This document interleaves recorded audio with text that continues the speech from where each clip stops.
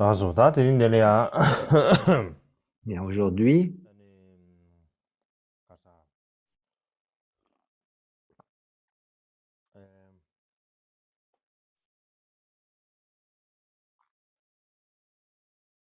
군시 니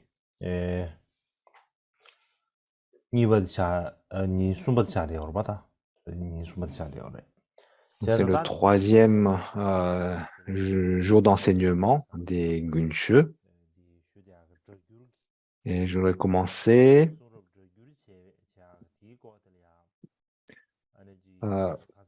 donc, par dire que la fois d'avant, on a parlé de la tradition de traduction en Chine. Et donc, je n'avais pas fini ce thème, donc on va poursuivre concernant donc la façon ancienne. Donc, à la session précédente, on avait notamment évoqué 4 périodes dans l'histoire de la Chine où les écoles de traduction ont évolué. Et pour que cela apparaisse clairement sur ces diapos, donc j'ai fait apparaître ces 4 différentes périodes.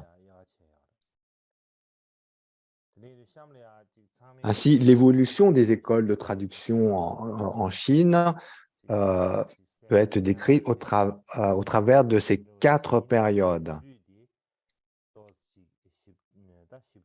Et donc, pour que ça soit très clair, j'ai également indiqué les dates de ces 4 périodes.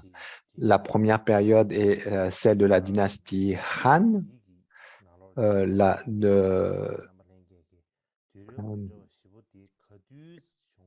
deuxième est celle qui précède la dynastie Shui, la troisième, la dynastie Shui et Tang, et la quatrième, la dynastie Sung. Et donc, sur ces 4, dans les diapos, vous voyez donc distinctement 4 sections et les dates sont indiquées en chiffres romains. Donc, vous pouvez, et en particulier, tout d'abord, la première période, durant la dynastie Han,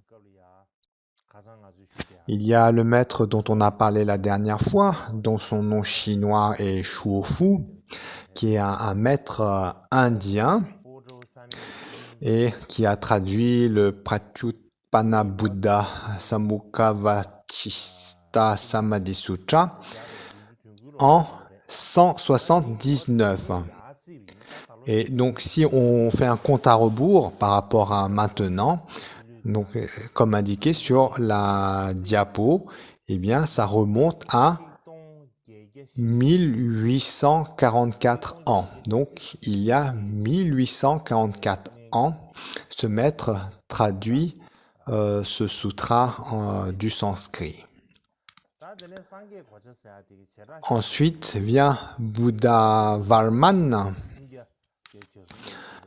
qui traduit la grande exposition en 383. Et donc, si on fait également un compte à rebours par rapport à maintenant, on dit, donc il a traduit ce texte il y a 1640 ans, comme indiqué à la fin de la ligne dans la diapo. Attendez, je change quelque chose.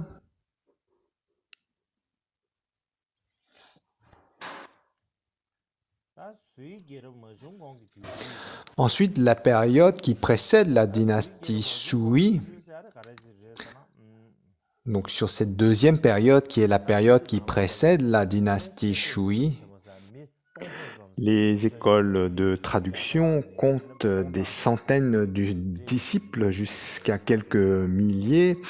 Et parmi les figures marquantes, on peut citer notamment Kumarajiva, Buddhabhadra et Paramartha.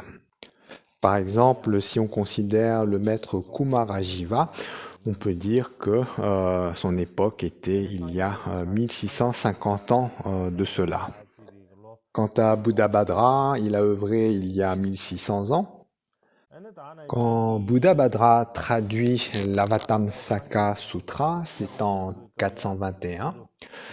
Quant à Paramartha, lui, lorsqu'il traduit le trésor de l'Advidharma, c'est en 563. On parle ainsi d'événements qui ont lieu il y a bien plus de 1000 ans. Ensuite, la troisième période est la période des dynasties Sui et Tang. C'est la période des écoles de traduction des experts. Donc, auparavant, les écoles étaient comptées des centaines à quelques milliers de disciples, mais là, ici, donc, ces écoles d'experts ne comptent qu'une vingtaine dans l'équipe de traduction. C'est de cette période que commencent les écoles de traduction où on ne compte que des érudits. Sur cette troisième période, le maître le plus célèbre dans la traduction est Xuanzang qui commence ses travaux en 645. C'est-à-dire qu'il a commencé ses travaux il y a 1370 ans. Là aussi, on parle de faits qui ont eu lieu il y a plus de 1000 ans. Puis vient la quatrième période qui est celle de la dynastie Sung. Et là, sur cette période, certains faits remontent à 1100 ans.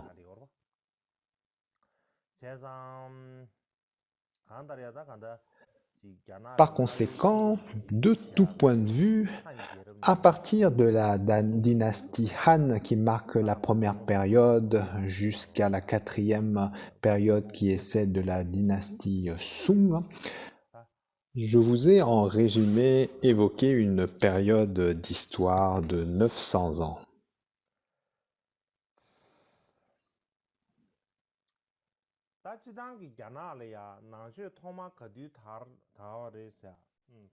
D'une façon générale, lorsqu'on se pose la question de savoir quand le bouddhisme a d'abord commencé à fleurir en Chine, il y a différentes opinions à ce sujet. La plupart des contemporains évoquent l'histoire des trois royaumes. En fait, il y a un récit à propos des trois royaumes. Donc, le récit des trois royaumes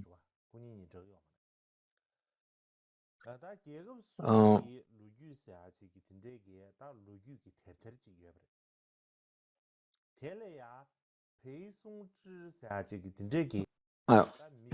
donc, il y a donc des récits, notamment donc Pei Shongshi, une personne qui a fait des annotations sur ces récits des trois royaumes. Et dans ces annotations, il parle de l'empereur Han Haïti, qui est donc du deuxième siècle. Et pendant cette période, on est dans le deuxième siècle. Alors, il y a un messager d'un groupe ethnique Daijueshi.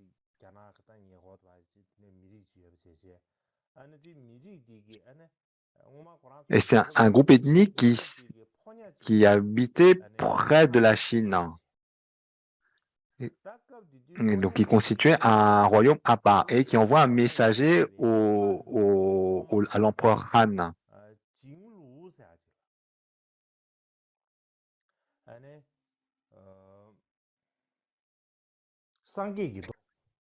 Et ce messager, en fait, enseigne à un étudiant qui est très érudit un sutra par le Bouddha. Donc, ce sutra, un sutra du Bouddha. Donc, si on traduisait en français, ça serait un sutra du Bouddha. Et donc, c'est une source qui est considérée comme étant sûre et c'est la source la plus précoce qui indique donc la présence d'un enseignement du Bouddha en Chine.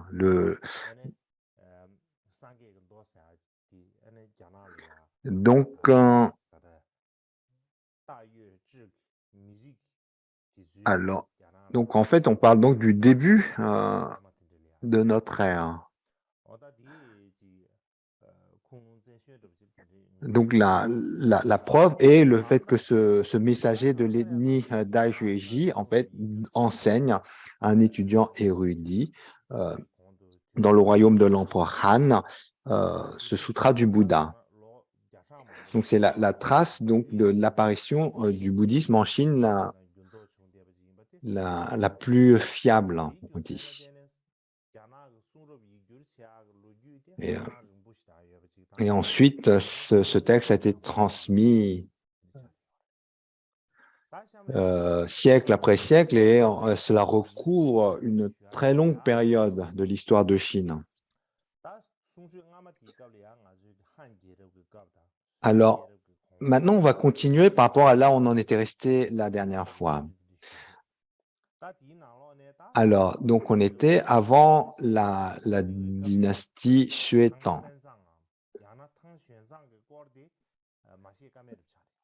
Lorsqu'on discute de la dynastie, la traduction pendant la dynastie Tang, on doit parler de Han Xuanzang. Dans la troisième école de traduction qu'il a, Han Xuanzang n'a que 23 traducteurs. Donc, c'est un groupe qui ne compte que 23, mais ils sont tous, en fait, les érudits les plus érudits. C'est un groupe d'élite. Et la répartition des travaux et les responsabilités de chacun étaient clairement définies par décret. Ils avaient des règles et des procédures très strictes à suivre.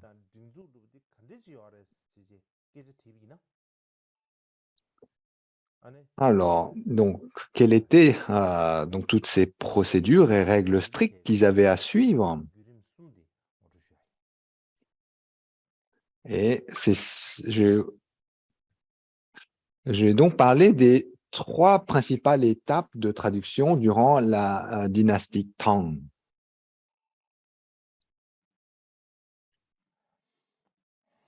La dynastie Tang, donc, qui est donc, parmi les trois étapes, la première est en fait le premier travail de traduction.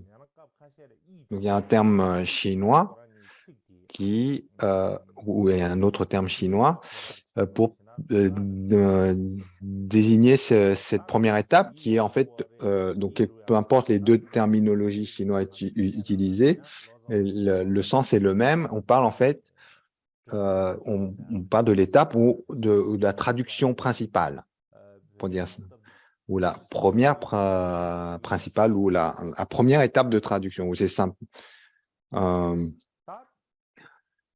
Donc c'est là où notamment donc le traducteur en chef ou comme on a évoqué la dernière fois le traducteur principal, donc c'est lui qui donc est impliqué et qui va donc faire les transmissions et enseignements nécessaires pour le début de la traduction.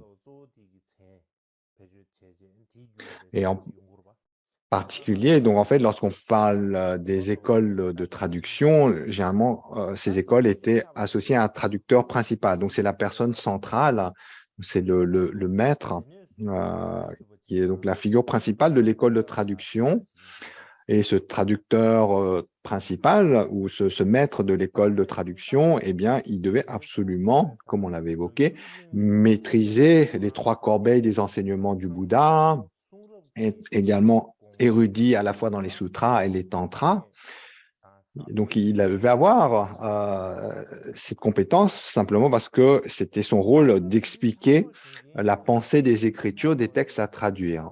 C'est lui qui, aux assistants, en fait, transmettait ce qui devait être traduit par la suite.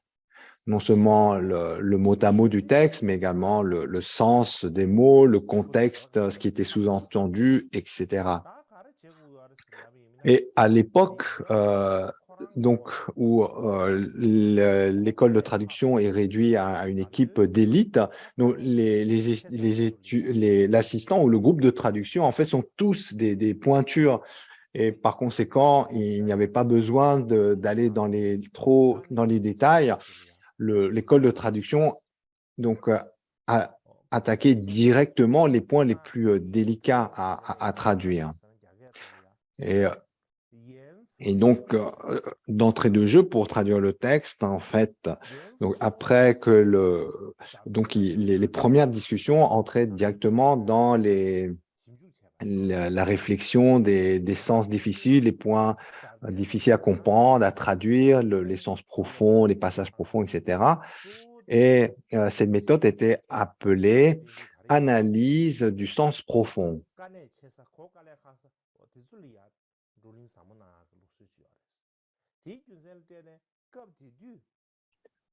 Donc, dans cette étape, qu'on appelait l'analyse des points profonds, en fait, d'entrée de jeu, comme tout le monde était érudit, les premiers points qui étaient discutés étaient directement les points profonds, les points difficiles du texte. Donc, c'était là où vraiment tout le groupe prenait beaucoup de soins. C'était une étape importante parce que c'était les points profonds, les points difficiles. C'était ça d'entrée de jeu qui était intéressant à traiter, qui était sensible à traiter. Et ensuite, deuxième étape, une fois que, après avoir donc fait cette discussion, après que les bases ont été mises, il y a un groupe qui était chargé de prendre les notes de toutes les explications du traducteur principal, du maître de l'école de traduction. Et donc, donc ceux qui avaient la charge de prendre les notes, donc rassembler leurs notes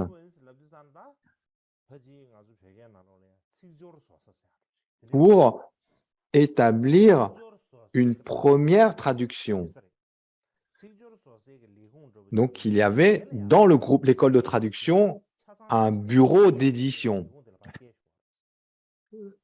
Et le bureau d'édition est donc chargé d'écrire la traduction. Donc, ils écrivent une première traduction avec les notes qu'ils avaient rassemblées, les discussions qu'ils ont eues.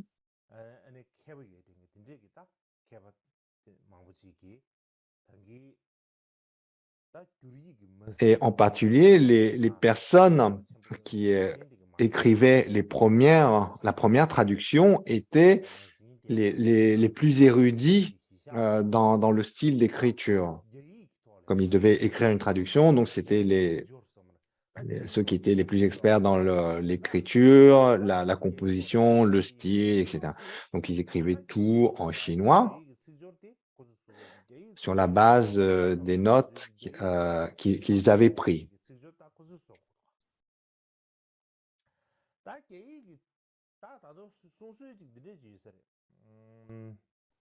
En fait, dans un premier temps, dans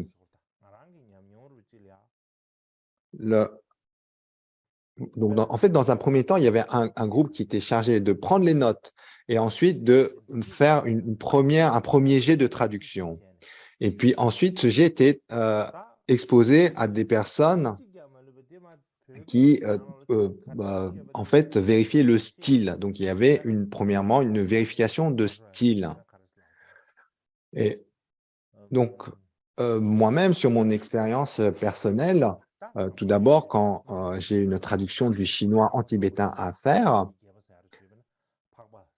donc, par exemple, si on prend la prière de la conduite excellente de Samantha Badra, donc, on commence à traduire, et là, que signifie le mot excellent, que signifie le mot conduite, etc. Et donc, et là également, Donc, avant même de faire une traduction du texte, en fait, je vais me poser la question du mot à mot, ce que chaque mot signifie, quelle portée il a, quel sous-entendu il peut avoir. Par exemple, lorsqu'on dit excellent, qu'est-ce que ça peut dire, quel est le sens qui est là, sens littéral, qu'est-ce que ça peut sous-entendre, etc. Et puis, donc, une fois que on peut établir un premier jet de traduction, vient la question de savoir comment on peut écrire ça d'une façon plus élégante. Est-ce que la tournure, en fait, vient une première relecture, en fait, pour savoir si dans la langue où c'est traduit, ça a du sens, si c'est bien tourné, etc. Et donc là, c'est pareil, c'est-à-dire dans une première étape, sur la base des notes du mot à mot, de ce que les mots peuvent dire, les notes des commentaires du maître de l'école de traduction, donc vient une première traduction en chinois, donc dans l'école de Fangshan. Donc, la première étape est un premier jet de traduction. Et lors de la deuxième étape, ils vont vérifier la syntaxe, le style. Est-ce que ce premier jet, eh bien, dans la langue chinoise, ça veut dire quelque chose? Est-ce que le style est correct, etc. En fait, il y a trois bureaux de compétences spécifiques. Il y en a un qui est expert sur le sujet qui est à traduire. Le deuxième est quelqu'un qui est très érudit en chinois, notamment dans le chinois classique, qui est expert dans la grammaire, le chinois classique. Et le troisième est un expert en sanskrit. Donc, il y a trois types de compétences ici qui sont nécessaires. Et donc, ces trois compétences, ou groupes de compétences, eh bien, vont relire le premier jet de traduction.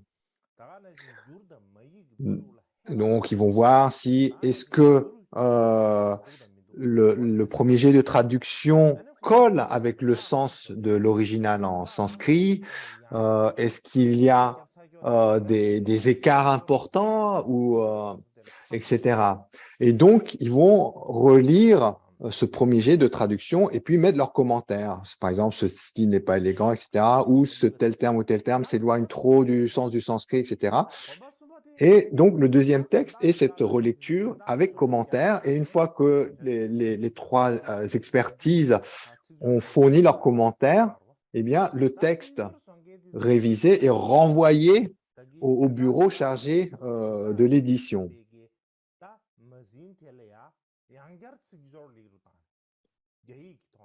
Ainsi, le groupe de traduction, le groupe d'édition qui avait la charge de produire un premier jet de traduction, lors de la deuxième étape, cette traduction est relue par les experts et puis ils reçoivent la relecture avec les commentaires.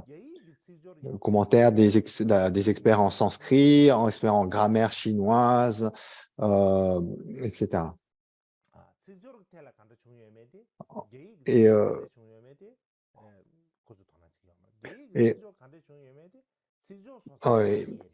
Donc notamment,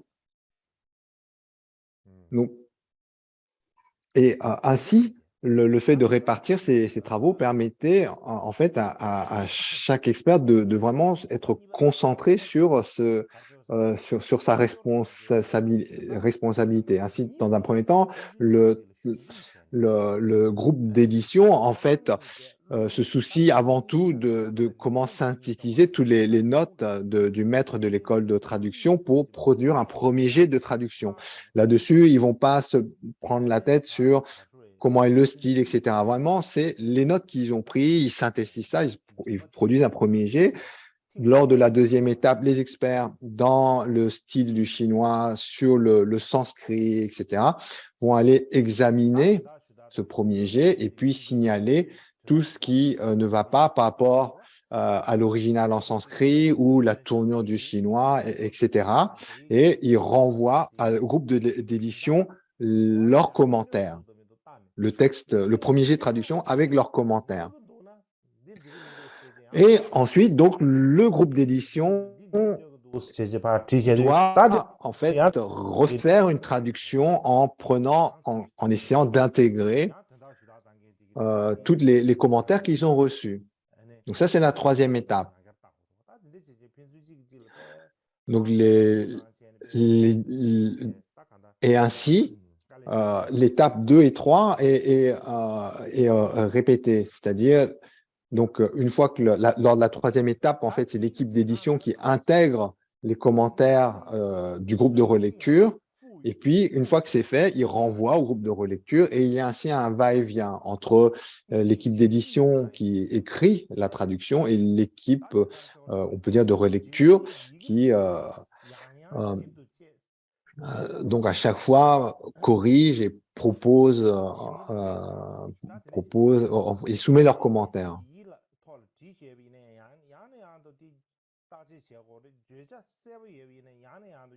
Et donc, il y a ainsi des va-et-vient entre les deux. Et donc, par exemple, même si parfois la traduction était claire,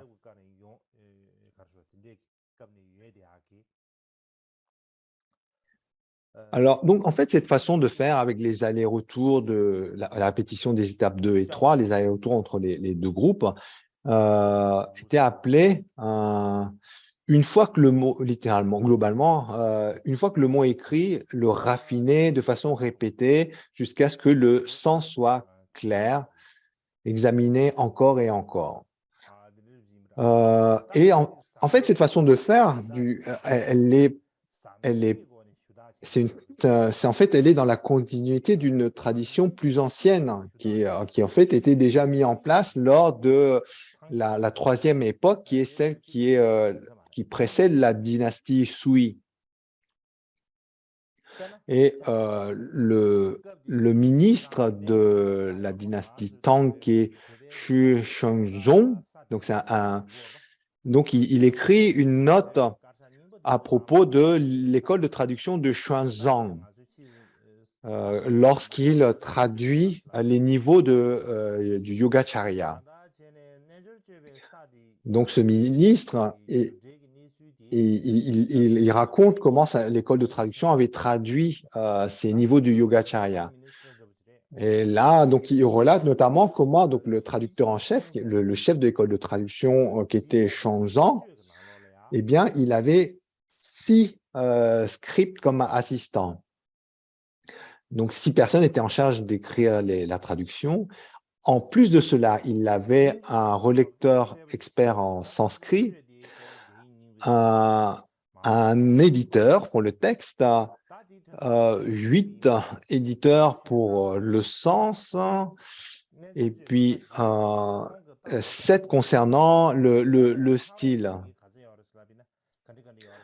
Et donc, dans l'école, Xuanzang était le traducteur principal. Et il avait, comme on vient de dire, 6 assistants comme script, un relecteur en sanskrit, un éditeur pour le texte, 8 pour le sens. Donc, globalement, donc il y a un titre particulier, mais globalement, ce sont des éditeurs qui se concentrent sur le sens. Ensuite, il y en avait 7 qui, eux, avaient la charge de vérifier le style de toute l'œuvre qui est intitulée Les niveaux du Yogacarya. Et également,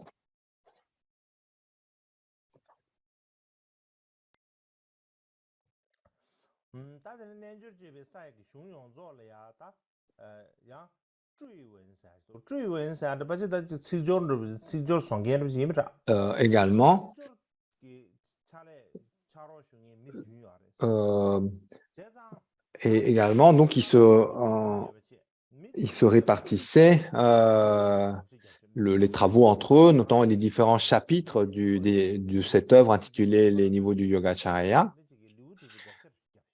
Donc, par exemple, donc, telle personne, donc il disait, toi, tu travailles sur tel et tel chapitre, toi, tel et tel chapitre, etc. Donc, dans le groupe, en fait, ils se répartissaient les responsabilités et les tâches. Et au final, le grand ministre lui-même, donc ce ministre Shu Xingzong de la dynastie Tang, lui-même, en fait, au final, avait la charge de relire à la demande de l'empereur. Et par conséquent, donc, concernant cette œuvre qui est les niveaux du Yogacarya, donc si on compte au total, Xuanzang, le maître de l'école de traduction, les 6 scripts, l'expert en sanskrit, celui qui est l'éditeur du texte, les 8 éditeurs sur le sens, sur le style, etc. Et le grand ministre lui-même, eh bien, ça faisait 24 personnes. Et par cette façon de procéder, le travail de traduction avait grandement progressé. Ça avait beaucoup amélioré. Les travaux de traduction s'étaient beaucoup améliorés.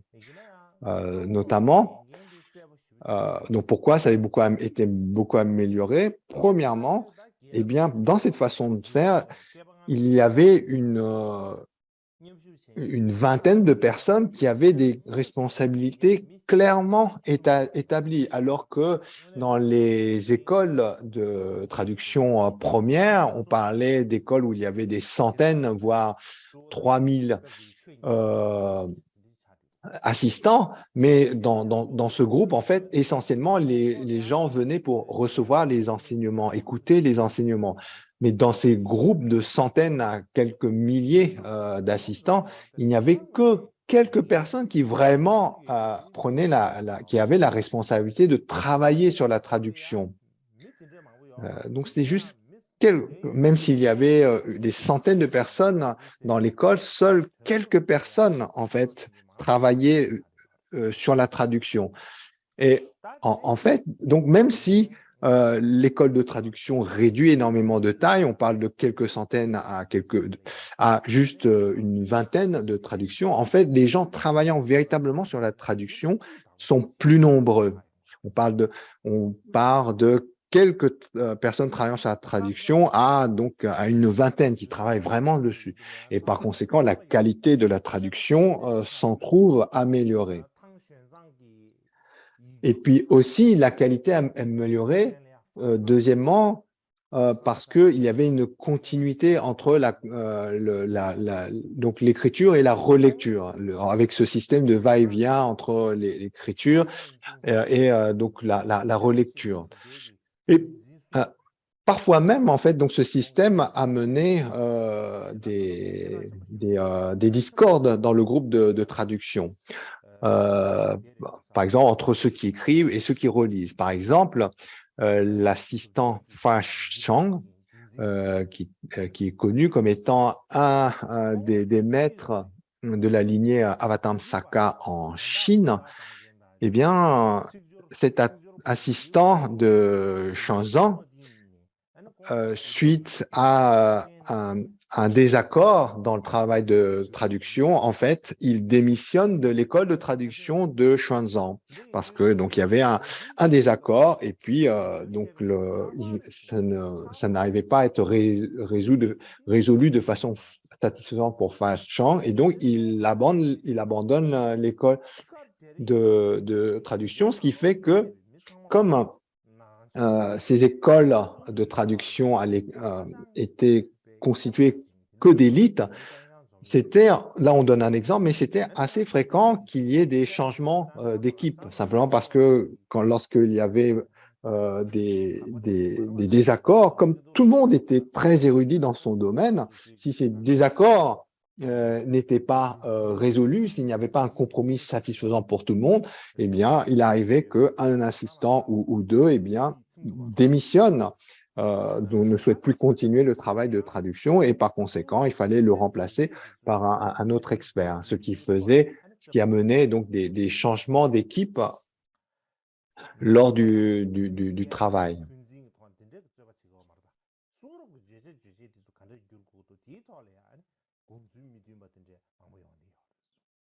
Et notamment, donc, une des grandes responsabilités du traducteur principal ou du maître de l'école de traduction était de résoudre tous les conflits ou les désaccords qu'il puisse y avoir durant le travail de traduction.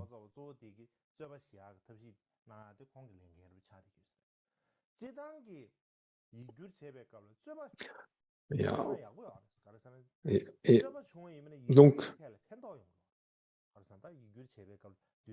mais globalement, donc même s'il y avait ces désaccords qui menaient des fois jusqu'à des démissions, le système était bon parce que en fait, ça permettait de développer des discussions, des réflexions, de pouvoir en fait traiter de la meilleure façon les points difficiles à traduire.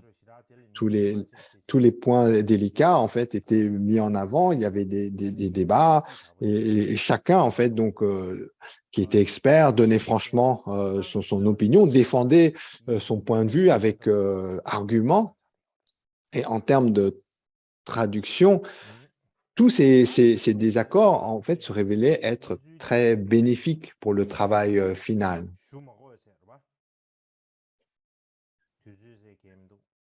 Ensuite, donc, on peut parler aussi de la traduction pendant la dynastie Sung, mais je ne l'aborderai pas parce qu'on n'a pas suffisamment de temps. Donc, cette quatrième étape, qui est donc l'école de traduction pendant la dynastie Sung, nous n'allons pas l'aborder.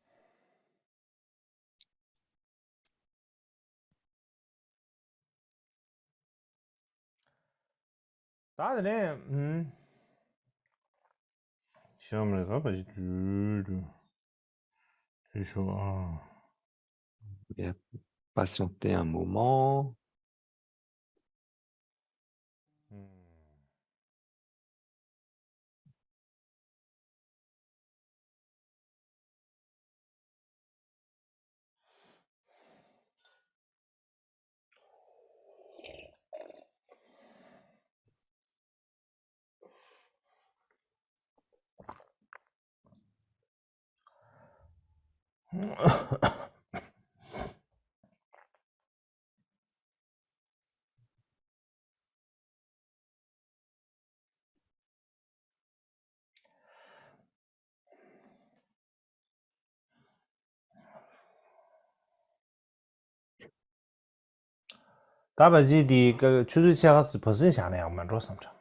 Peut-être que c'est bon pour faire la pause maintenant d'une demi-heure. 20 minutes.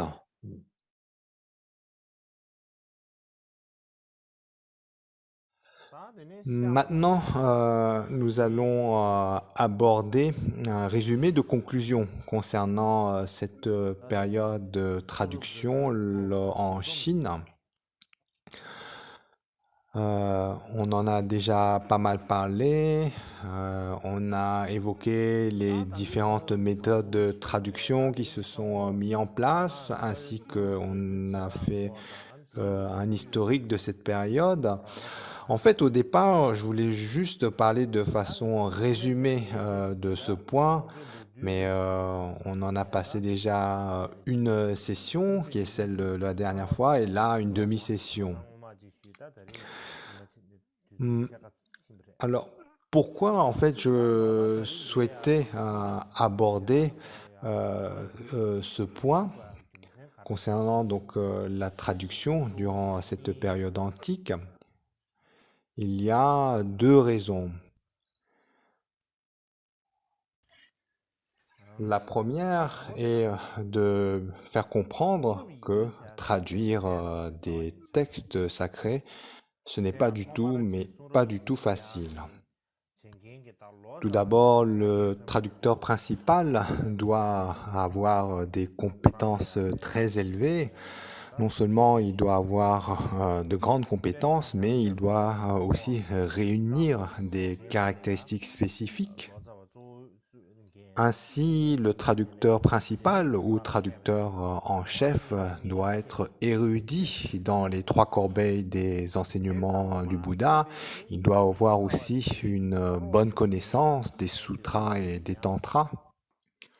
Non seulement cela, mais les assistants du traducteur principal, eux aussi, doivent être compétents. Ils doivent avoir reçu une éducation dans le domaine dans lequel ils ont leurs responsabilités. Sans quoi, sans grande compétence de la part des assistants du traducteur principal, il aurait été impossible pour eux d'assumer convenablement leurs responsabilités de traduction.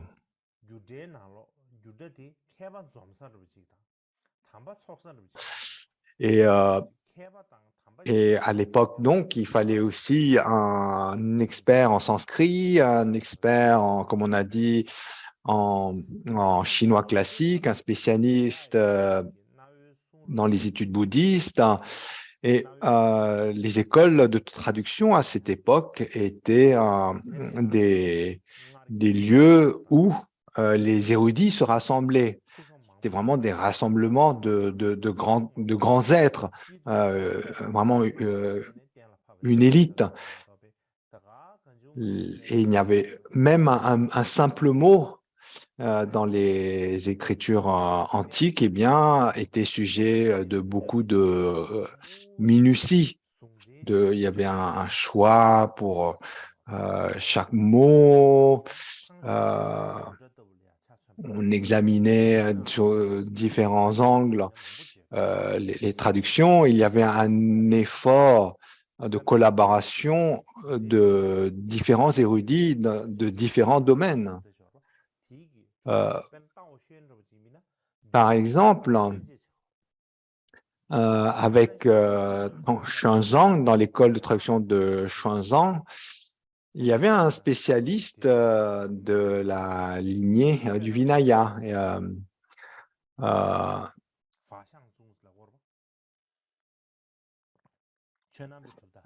Donc Xuanzang est considéré comme le fondateur de l'école de l'esprit seul en Chine, détenteur de la lignée Avatamsaka, etc. Et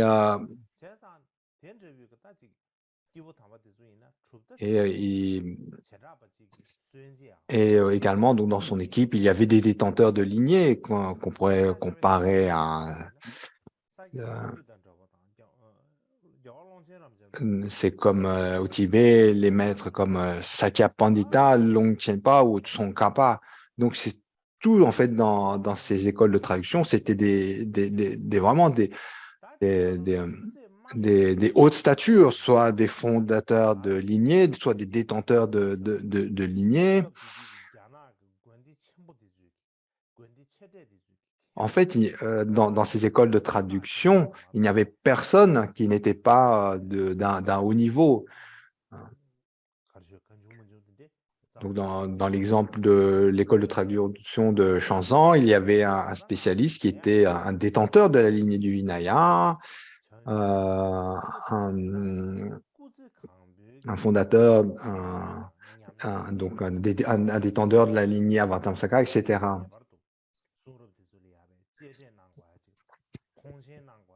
Et donc également, c'était dans ces écoles des grands maîtres, des Kempo, et donc ce n'est pas exagéré de dire que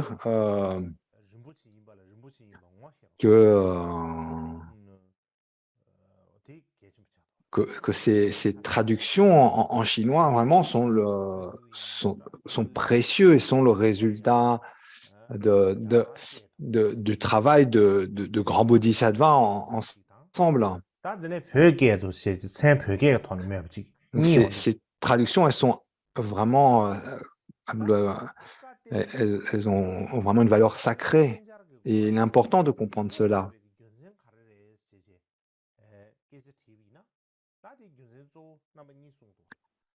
La raison pour laquelle les titres des ouvrages sont d'abord donnés en sanskrit et puis ensuite dans la langue de la traduite. Donc, il y a la première raison est que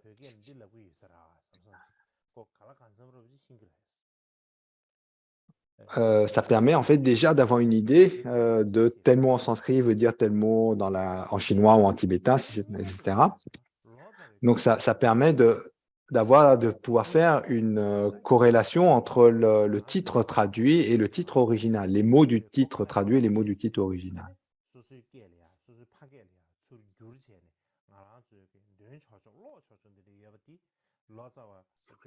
Et aussi,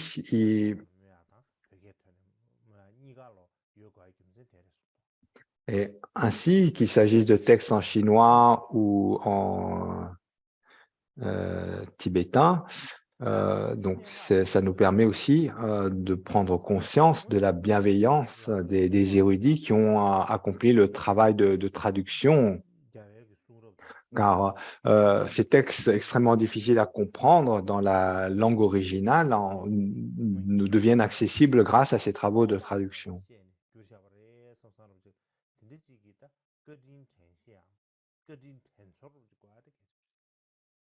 Et dans le passé, en fait, les premières traductions qu'on a du sanskrit vers le chinois ou vers le tibétain sont le fruit de grands efforts d'être d'immense qualité. Et ça, c'est vraiment quelque chose dont on doit avoir conscience.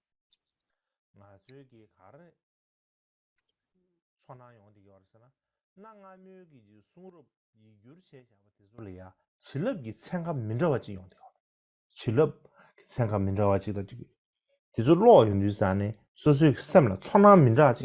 oui, il est important de comprendre cela aussi parce que donc ça nous permet d'apprécier la valeur des écritures anciennes, de ressentir d'une certaine façon le potentiel de bénédiction qu'il y a dans ces textes. Il n'y a pas un seul, lorsqu'on prend conscience de cela, il n'y a pas un seul mot de ces écrits qui ne sont pas un chemin de libération. Donc, il y a une histoire du vivant de Tsongkhapa. Donc, il y a un Saint Joseph. Il demanda à Tsongkhapa, vous parlez des Kadampa, l'école Kadampa, vous connaissez Kadam. Donc, il y a le mot Kadam. Donc, il demande quel est le sens de ce mot Kadam dans les Kadampa.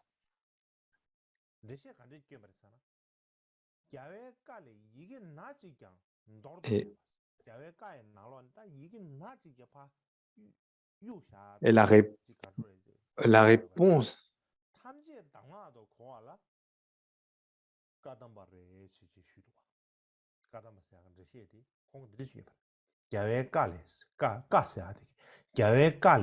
donc, Kadampa, littéralement, sont les instructions de la parole Ka, c'est la parole du Bouddha. Ka.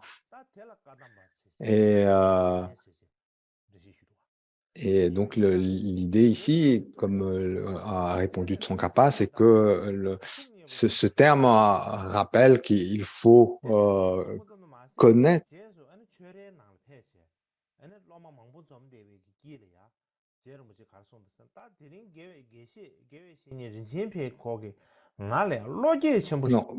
non, pardon. Non, en fait, c'est pas Tsongkhapa qui répond. En fait, il y a cette question qui est posée. Et donc, il y a une personne répond. Donc, Kadampa entend la réponse, il en est très réjoui. Et donc, cette réponse, c'est qu'il n'y a aucun mot des enseignements du Bouddha qui ne peut être rejeté et tout doit être mis en pratique. Et c'est ça le sens du mot dans Kadampa. Et donc, ce commentaire, suite à la question, a beaucoup réjoui Tsongkhapa, car il y a vraiment un sens profond. tous les mots que le Bouddha a utilisés pour enseigner, c'est un chemin de libération. C'est quelque chose à mettre en pratique, à intégrer. Et par conséquent, les mots du Bouddha, les mots des enseignements contiennent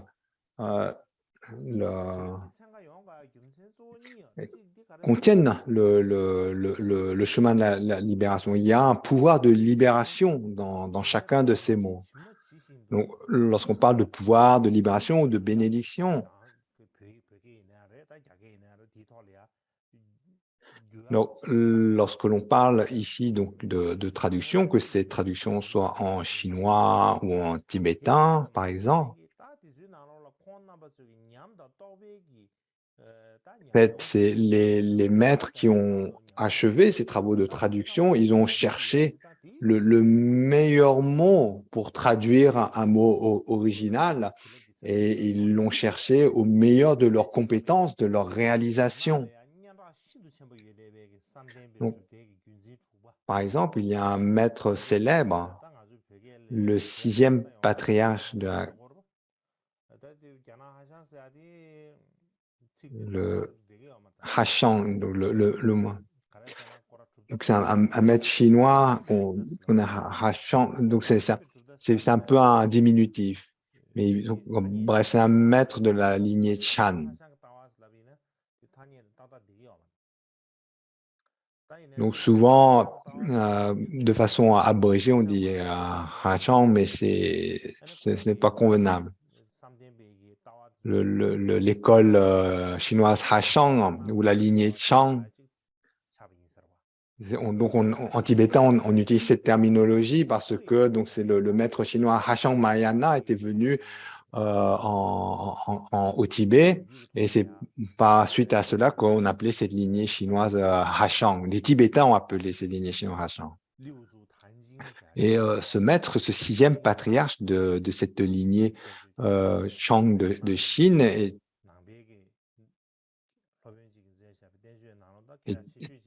extraordinaire.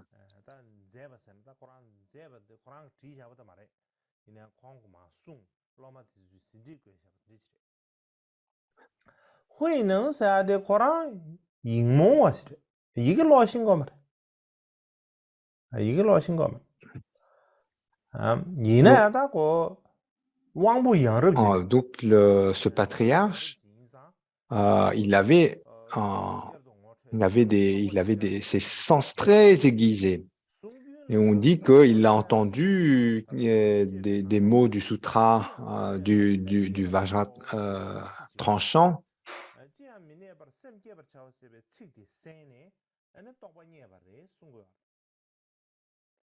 Qu'il a entendu notamment les mots élever la bodhicitta sans demeurer, littéralement.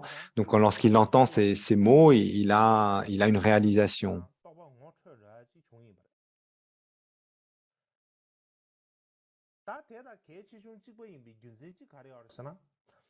Et en fait, il réalise en entendant la traduction des mots Vajra tranchant.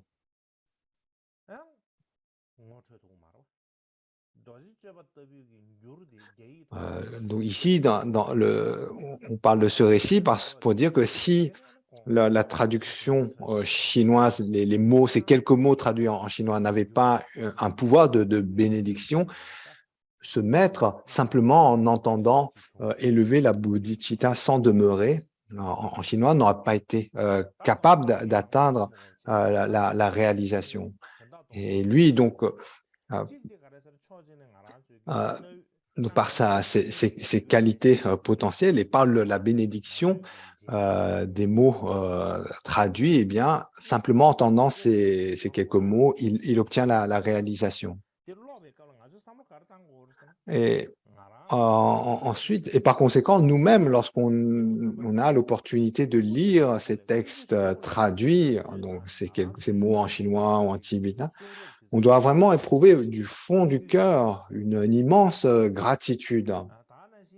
Donc, c'est vraiment grâce à ces maîtres, à leurs efforts, à leur qualité spirituelle, leur bienveillance, que nous pouvons avoir ces textes, nous pouvons avoir une idée de ces textes antiques, avoir la saveur, la compréhension des sens profonds de ces textes anciens.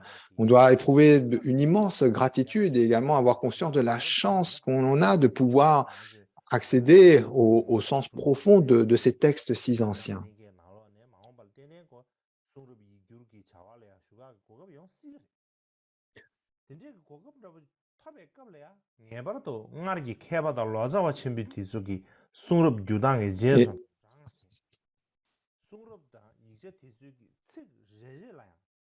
Et, et aussi, d'une façon générale nous concernant, on doit comprendre que ce n'est pas donné à tout le monde de traduire de tels textes. Tout le monde n'a pas l'opportunité de traduire des textes aussi profonds et lorsque cela arrive, il y a une façon de faire, comme par exemple celle illustrée dans les écoles de traduction chinoises.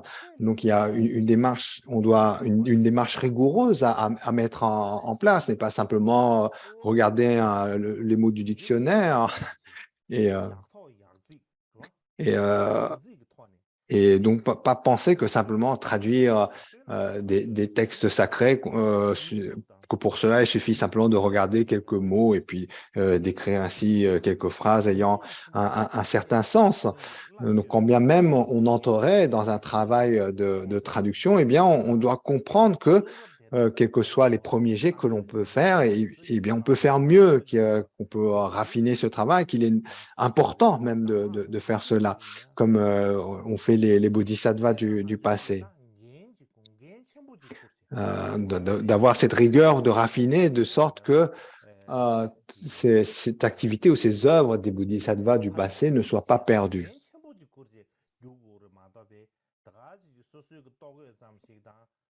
Et par conséquent, nous-mêmes, lorsque l'on traduit, on doit ressentir le poids de le poids de cette responsabilité, en pensant que c'est pour les générations futures que nous entreprenons cette œuvre. Euh,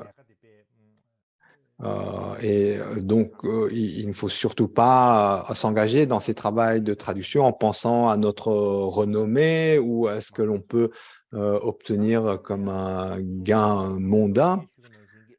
Mais je pense que j'en ai assez dit à ce sujet.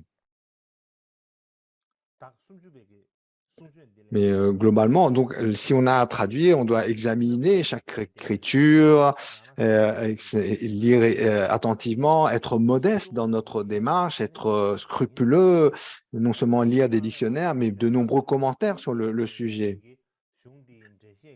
En bref, en fait, on doit être très diligent et rigoureux à comprendre le courage qu'il est nécessaire pour entreprendre de tels travaux et faire de son mieux pour préserver la lignée de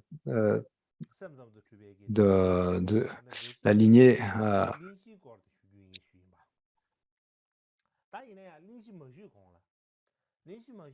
Et donc, comme on n'a que 6 sessions pour ce cycle, donc je souhaiterais avancer, notamment en parlant de Huiji. Donc, tout d'abord, Huiji, qu'on a évoqué comme étant donc l'assistant de Xuezhan dans son école de traduction, celui qui a notamment fait changer le projet de traduction de Xuezhan. Je souhaiterais parler de la vie de ce maître pour qu'on se rende compte à quel point Kuiji était un maître exceptionnel. Donc, Xuanzang avait par Kuiji un étudiant exceptionnel. Et Kuiji, en fait, on peut considérer simplement comme étant la figure exceptionnelle qui a répandu le Dharma en Chine.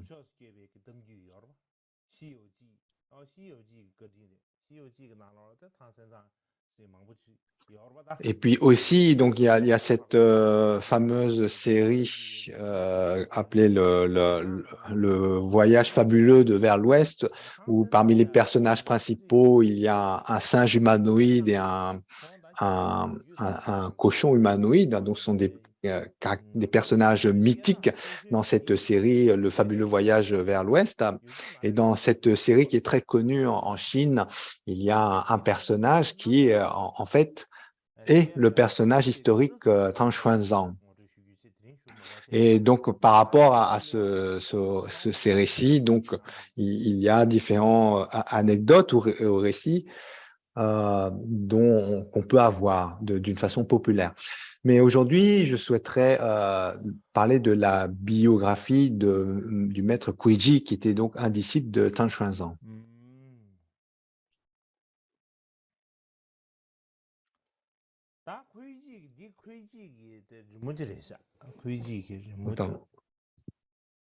Donc ça, c'est une représentation de Kuiji sur la diapo.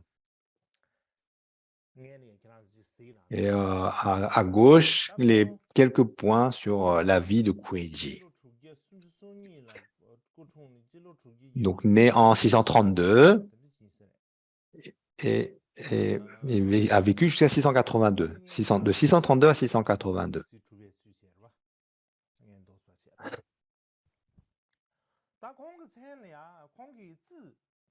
Alors, son nom en chinois, c'est Zi. Son nom en tant que laïc, Hou Dao. Et son nom de famille, Yue Shi. Son nom de famille, Yue Shi.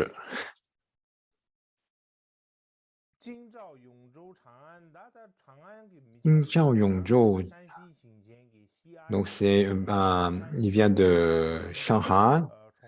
Nous venons donc de nos jours, c'est les provinces qu'on connaît comme étant Xianshan, Xi'an. À l'époque, ça s'appelait Shanghan, maintenant Xi'an. C'est un des maîtres les plus célèbres de la dynastie Tang. Il est le fondateur de l'école de l'esprit seul en Chine, notamment connu également comme dans l'école des apparences phénoménales. Il a aussi d'autres noms, Lingqi, Shanqi, Zhajiangqi. Parfois, on l'appelle simplement Ji Shi ou simplement Ji.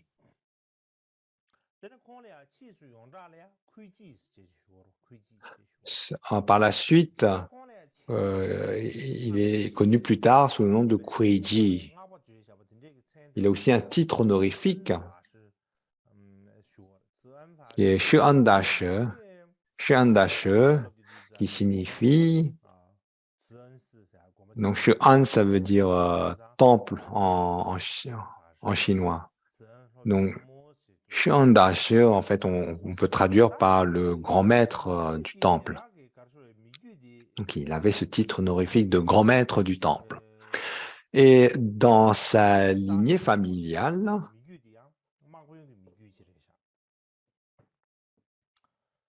en fait, c'était une famille importante, composée de généraux de guerre.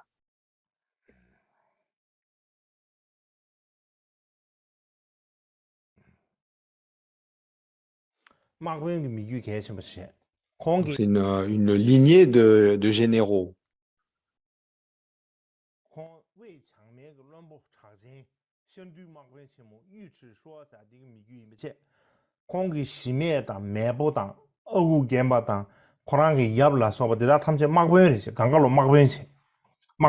Son grand-père, son oncle, un de ses oncles, son grand-père, son père étaient tous des généraux de guerre liés à l'empereur.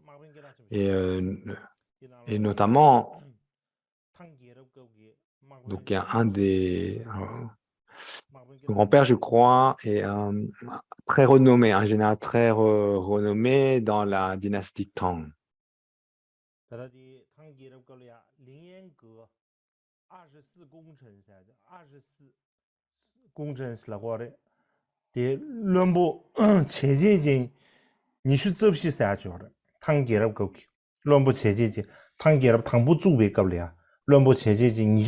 Qui avait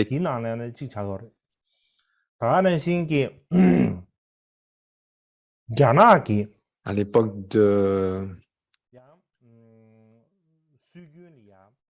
dans le détail, à l'époque de la dynastie Tang, on parlait de 24 grands ministres, et dont un des généraux faisait partie de la famille de Kuiji.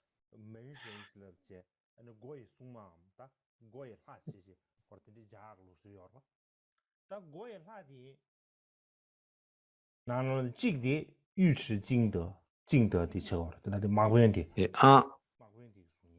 pardon, donc en fait, donc parmi l'entourage des ministres de la dynastie Tang, il y avait donc un général qui avait un rôle important, qui était de la famille de Xinjiang. Sans entrer dans les détails, en fait, Huiji donc vient d'une lignée de généraux reconnus dans sa famille.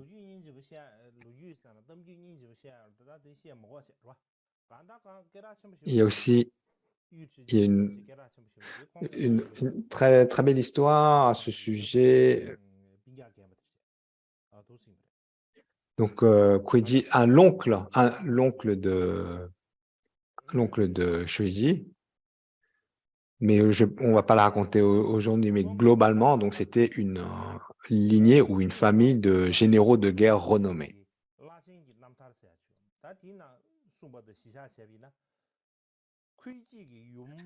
Et dans la biographie des moines éminents de la dynastie Shung, il y a un descriptif de sa vie. Notamment, on peut y lire que sa mère Pei, lorsque elle devient enceinte, elle a fait auparavant le rêve qu'elle a avalé la lune.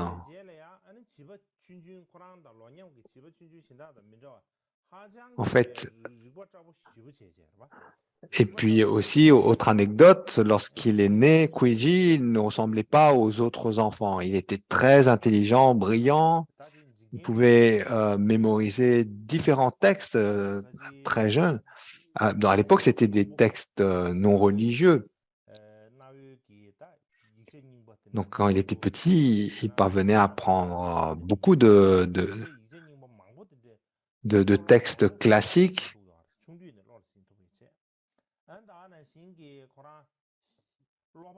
Donc, il était capable de mémoriser un grand nombre de ces textes en langue classique chinoise. Et puis, il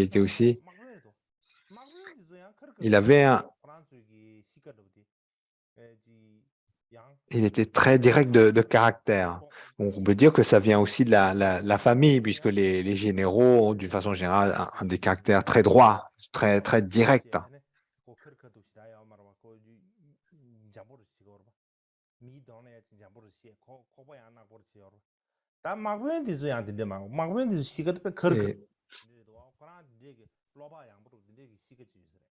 Mais malgré tout, donc Kuiji était très direct.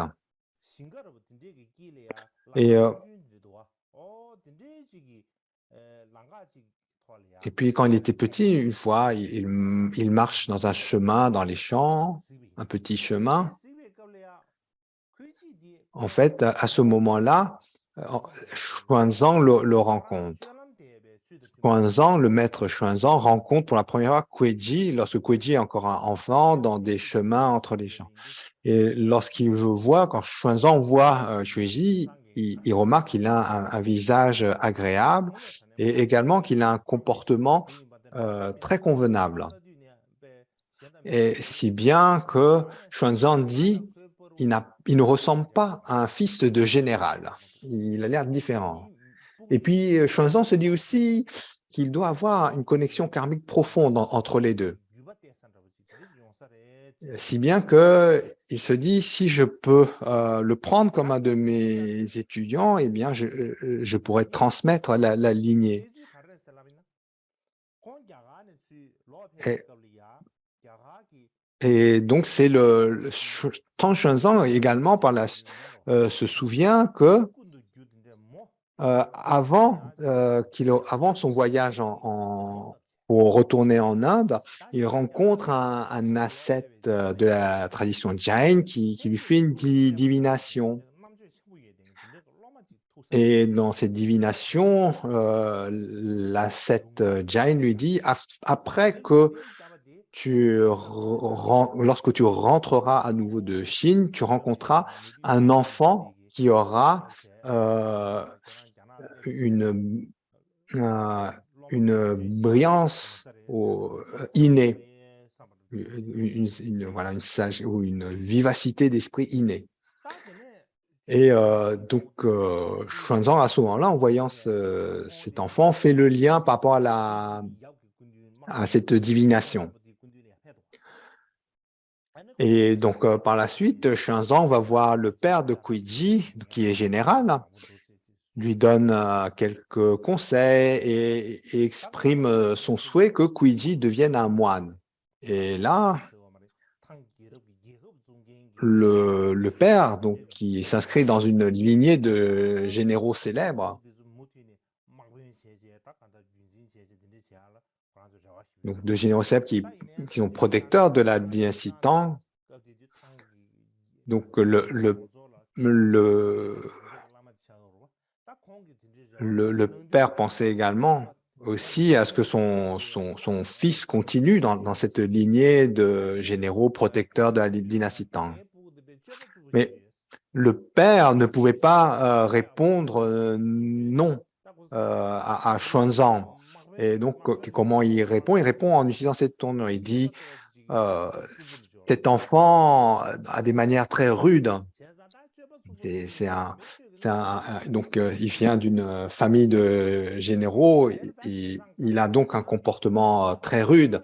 Et je crains qu'il ne soit pas réceptif aux enseignements du Bouddha. Et Xuanzang répond alors,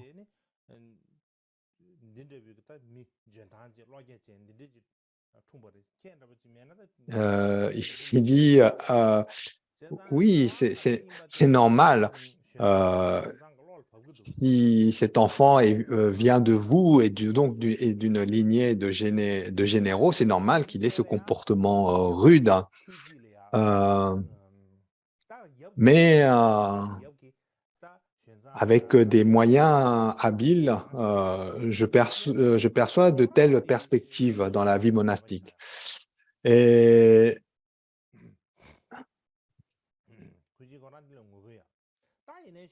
donc, dans un premier temps, le père n'est pas très enthousiaste à cette idée que son fils entre dans les ordres monastiques. Et puis, mais au contraire, Xuanzang est très enthousiaste. Et puis, quand le père est d'accord pour que Kuiji devienne un moine, eh bien, Kuiji lui-même n'était pas enthousiaste. Il objecta violemment, mais Xuanzang insista. Il avait l'opportunité donc d'être proche de la famille et donc par son influence, il finit par convaincre Kuiji. Mais Kuiji, fort de son tempérament, lui répond, d'accord, j'intègre les ordres monastiques, mais sous 3 conditions. La première est que je ne laisse pas tomber les les plaisirs des sens. La deuxième condition est que je dois manger je dois encore manger de la viande. Donc, en fait, la deuxième condition est de ne pas abandonner le fait de manger de la viande. Donc ça, c'était une règle en particulier établie dans les lignées bouddhistes en Chine, car au départ, il n'y avait pas cette interdiction stricte de ne pas manger de la viande. Mais dans la lignée chinoise, par la suite, donc, il y a eu cette contrainte supplémentaire de ne pas manger de viande. Et là, il refuse. Il dit, deuxième condition, je n'abandonnerai pas la nourriture carnée. Et troisième condition, j'ai besoin de manger l'après-midi. Donc, un moine, normalement, une fois qu'il a pris l'ordination, ne mange pas l'après-midi. Et donc là, il pose ces trois conditions, de ne pas abandonner ses désirs. La deuxième condition, de continuer à manger de la viande. Troisième condition, continuer à manger l'après-midi. Et là, le maître Xuanzang lui dit, d'accord, tu peux entrer dans la vie monastique tout avec ces trois conditions. Et puis,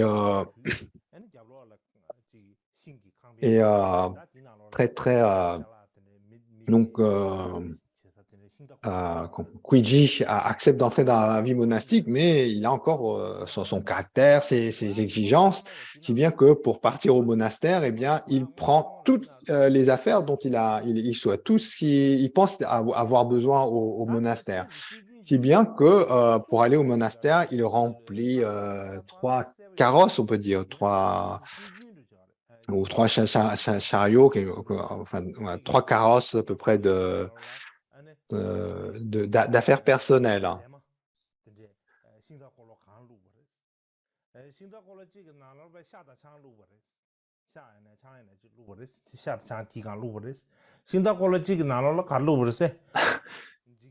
Alors, il y a une légende qui dit que dans le premier carrosse, donc une légende qui dit dans le premier carrosse, il est rempli de belles femmes, le deuxième carrosse est rempli de viande et d'alcool, et le troisième de livres mondains.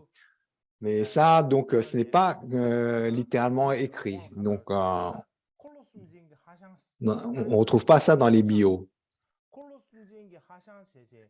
Mais quoi qu'il en soit, donc on parle du fait qu'il remplit 3 carrosses ou 3 attelages d'affaires personnelles, si bien qu'il reçoit ce surnom du moine aux 3 carrosses.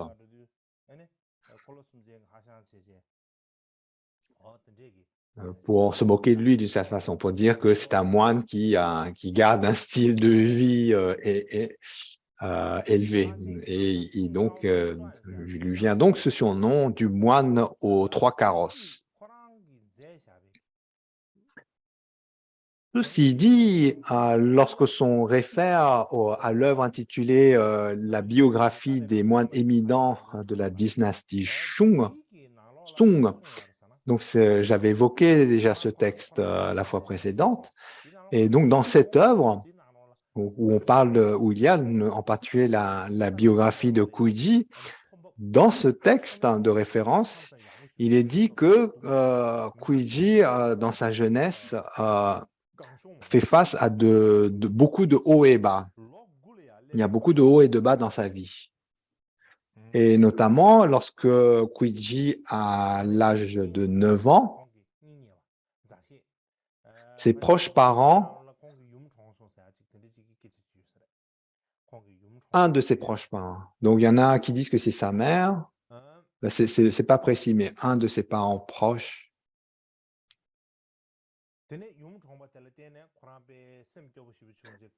décède.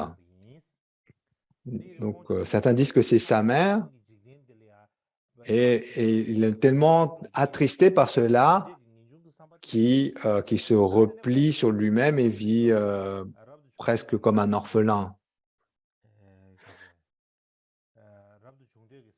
Et donc, il s'isole ainsi du monde, et puis lorsqu'il atteint l'âge de 17 ans, il a donc cette détermination d'entrer dans la vie monastique.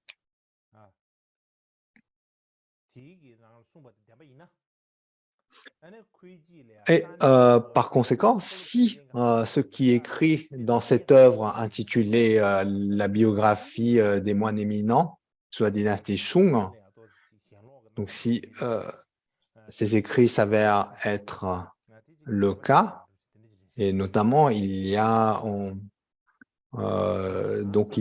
une citation où on lui attribue une situation où il exprime dans sa jeunesse le souhait, l'intention de renoncer au monde ordinaire.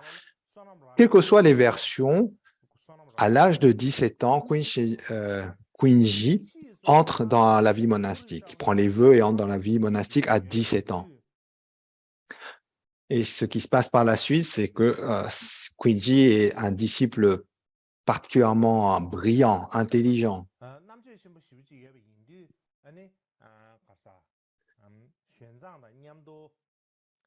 Donc, il est tellement brillant, remarquablement brillant que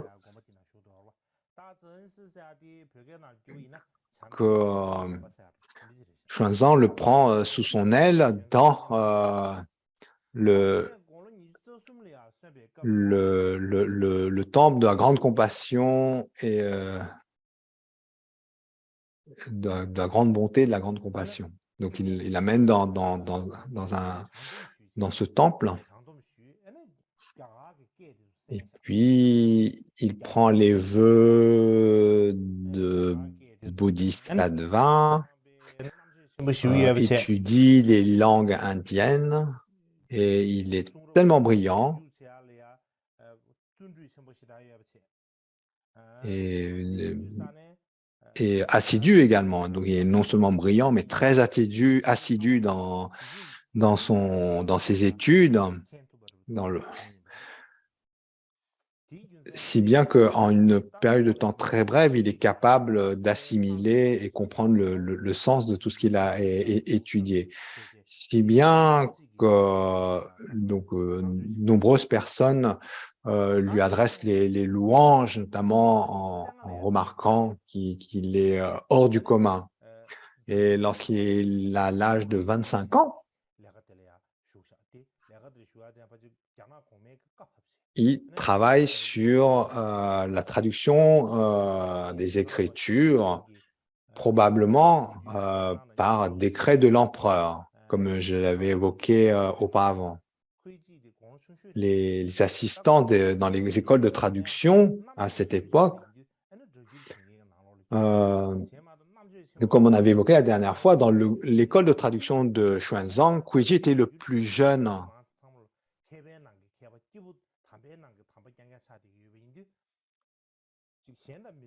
Et tout à cette époque-là, donc on l'a dit, il n'y avait que des personnes éminentes dans les groupes de traduction, que des spécialistes, les plus hauts spécialistes.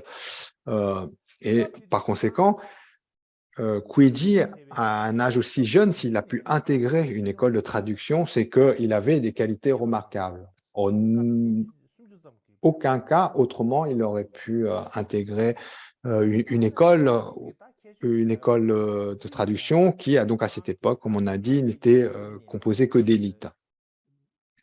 Et puis,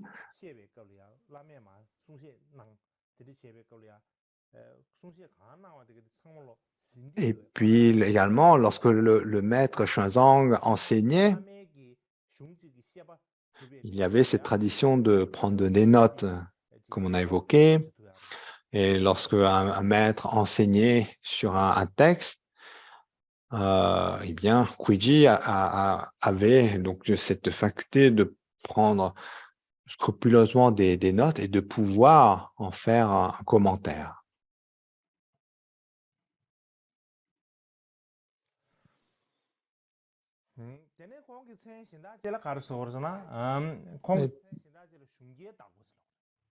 Et puis aussi, un de ses surnoms qu'il a, c'est le maître des centaines écrits. Donc, il a ce surnom, le maître des centaines d'écrits.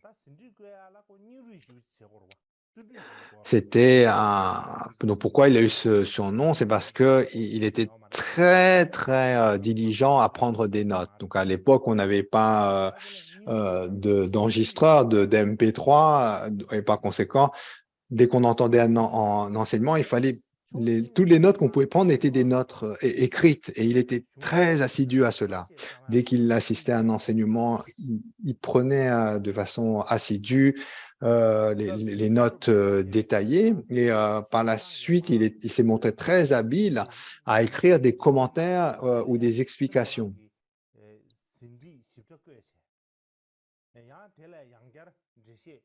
Et notamment, lorsqu'il travaillait sur les traductions des Écritures, il prenait des notes détaillées des enseignements de Xuanzang. Et puis, en plus de cela, il rajoutait d'autres explications venant d'autres études, et si bien qu'il avait cette capacité de compiler toutes ces notes et de produire des commentaires. Et comme ça est écrit dans différents récits, par exemple, à 8 heures du matin, à partir de 8 heures du matin, Xuanzang commençait à enseigner les textes qui devaient être traduits.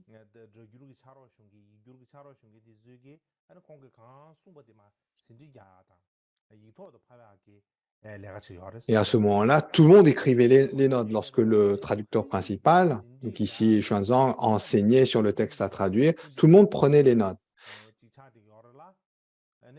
Et donc, toutes les personnes concernées dans l'équipe prenaient des notes et on remarquait que Kuiji était très diligent à prendre des notes détaillées.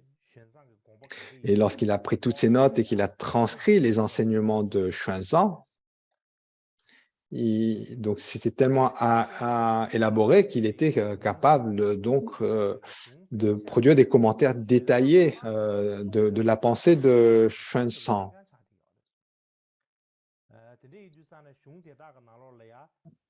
Et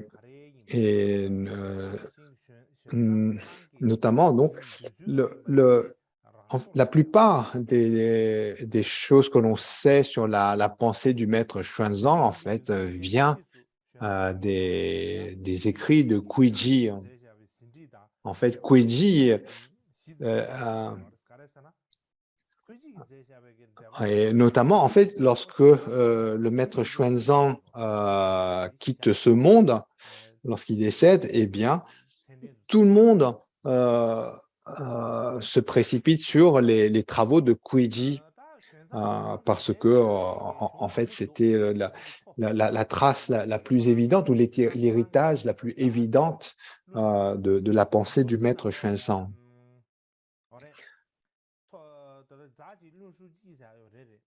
Et en fait, on considère que dans les œuvres commentaires de Kuiji, une grande partie est simplement viennent des enseignements directs de Xuanzang et notamment comment il présente les points cruciaux et ça d'une façon donc en grande partie des notes de Kuiji en fait traduit simplement les enseignements de son maître Xuanzang. Et notamment après que Xuanzang quitte ce monde, les gens considèrent les notes et commentaires de Kuiji comme étant la source de référence des enseignements de Xuanzang. Et puis aussi,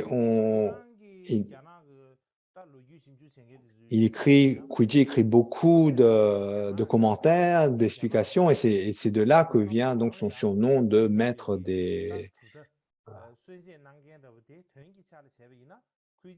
la centaine d'enseignements. Et également, par la suite, en Chine, la lignée de l'esprit seul est développé en grande partie par lui. Donc, souvent, même, on le considère comme étant celui qui fait. Donc,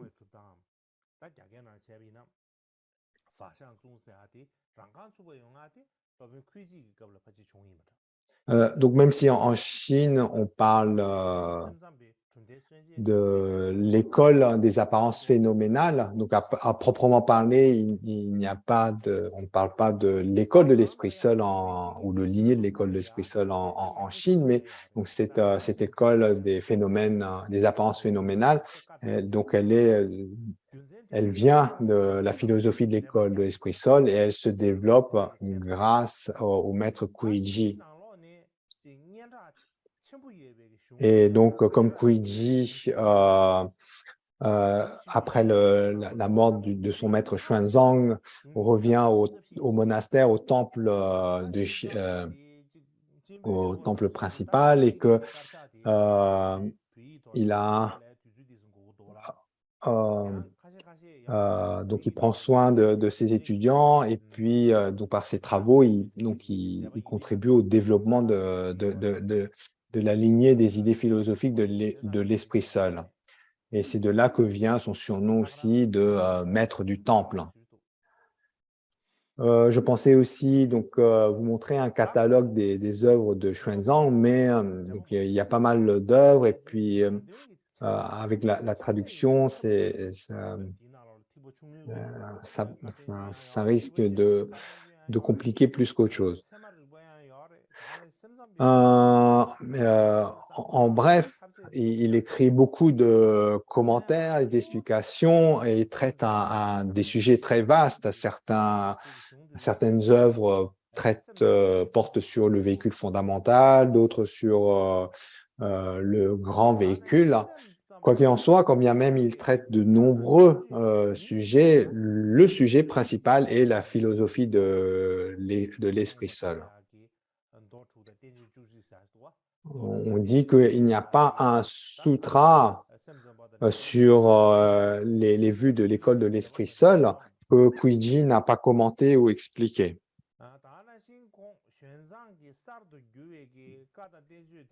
Et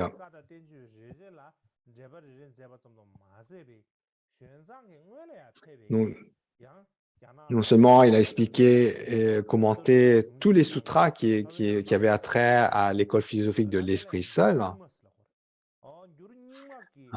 et il a aussi traduit sur Paramattha, donc une ancienne traduction de Paramattha.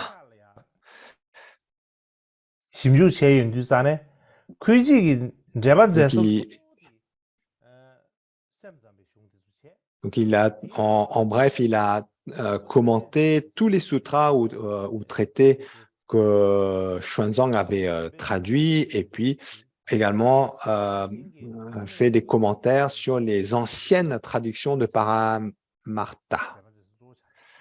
Et puis, d'après le catalogue de ses travaux, les commentaires de Kuiji, donc comme on a dit, principalement portés sur l'école de l'esprit seul, les traités de Maitreya, ainsi que les traités sur l'école de l'esprit seul de Asanga et Vasubandhu.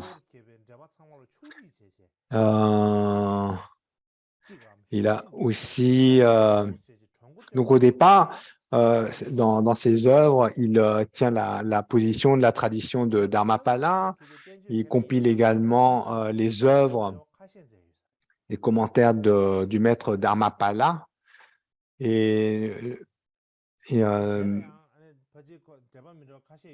non seulement il a l'idée de traduire le traité prouvant l'esprit seul, il écrit également quelques commentaires différents à ce sujet.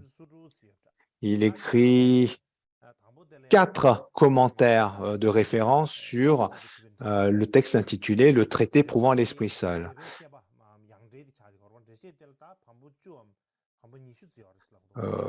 Donc, il y a on parle de 36 volumes, tous ces 4 commentaires. Ensuite, il y a En rentrant dans le détail, donc dans ces volumes, le plus long est celui qui est appelé explication. C'est le plus long. Ensuite, il y a le texte intitulé Les points difficiles de l'esprit seul, qui s'étend sur 4 volumes. Il y a la brève explication en 2 volumes, et puis les commentaires de Kuiji sur les explications de son maître Xuanzang.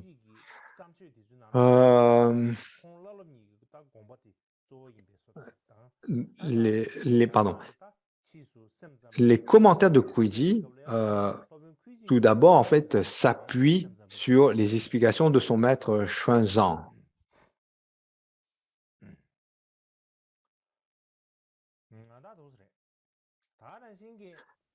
Et puis aussi, il rajoute ses propres commentaires, si bien que dans les œuvres de Kuiji, il apparaît à la fois comme base les instructions de son maître et également les vues du disciple qu'il est de son maître.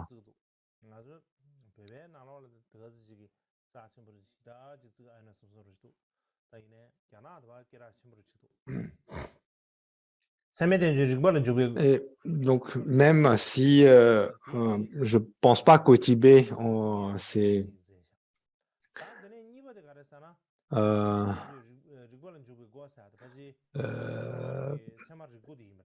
pardon. Ensuite, Kuiji aussi, toujours pour faire le catalogue de ses écrits, donc il écrit des commentaires sur des textes de logique et d'épistémologie qu'avait traduit son maître Xuanzang. Le premier fait 6 volumes, il s'intitule Commentaire de l'introduction à la logique, et l'autre s'intitule Notes sur l'introduction à la logique. Donc ces enseignements-là sur la logique et l'épistémologie, en fait, se développent, et donc il y a une lignée d'épistémologie qui est détenue par ses étudiants, et notamment transmis à son disciple direct Hui Xiao, puis ensuite à Xuzhou. Et cette lignée se développe par la suite au Japon,